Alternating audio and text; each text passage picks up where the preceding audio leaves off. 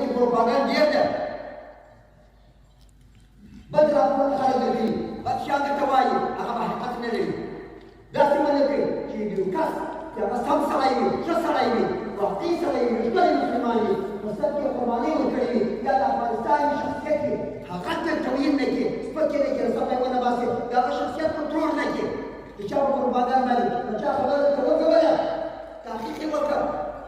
حقیقت پیدا کړه حقیقت د هغوی دپاره کار وکړه کوشش وکړه شهیدان راوله دا موضوع تصفیه کړه چې پاکه یې کړه پاکه تصفیه خبره که بد سړی و که ډانګ یې وباسه د نصابه څخه داسې وباسه چې بیا سبقونه دپاره یاد نه کړي که سم سړی و پام کوه سم سړي څخه متضرر نه شي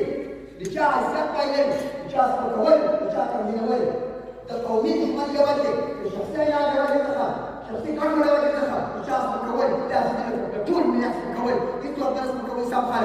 خلک به نازوئ موږ ته تشویق کوئ چې کار وکړي د جهاد خدمت ورسره وکړي د حکومت خدمت ورسره وکړي او بد خلک به تشخیصوئ تعینوئ یې معلوموئ یې حقیقت معلوموئ بیا د رسامت څخه باسئ یوه خبره باید واضح کړم ولې خلک خپله بیا نه تښتوي چې له ما سره په اداره کې معمول ملکي معمول هغه به څنګه چې ورسره کوي ګورې په ملکي معاملې به کار نه لري موږ نظامي لیکې صفا کوو نظامي لیکې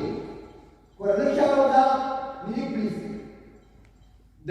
ملي دفاع وزارت چې ملي وضعیت ملي ادارې ورته ویل کړي همدغه استخبارات ځکه دا هغه حاصل حالت دی دا ټوپک په غاړه کې ټوپک چې په غاړه کې جنایت کولی شي تهمت کولی شي هم مرسته کولی شي هم ستا نظام ته بدنامه کولی شي څوک چې په اداره کې تا سره معمول دی هغه څه کولی شي که بد سړی اصلاح یې کړه سم یې کړه هغه ستا په دین باندې ده هغه ستا په مذهب ده ته یې باور وکړي که ما ورته اصلاح شو سم خلک شو واقعا سل په سل چې مشران باندې ځانونه برابر کړو ټول ورځ به راسره سم شي دا ټول به ورته معاملې به راسره سمېږي الناس على دین ملوکهم او که ما ورته اصلاح نه یو بیا په پولیس کې به دغه رقم ګډوډي دی ولسمشر خوشحاله نه وي بیا به تفرقه وي په ولس کې چې کوم خلک دي ولسي خلک ما تاسو سره په ادارو کې مامورین دي هغه کارمل دی چې حقوقي موضوع وه حقوقي موضوع یې په حاکمو کې کوم سره وشړي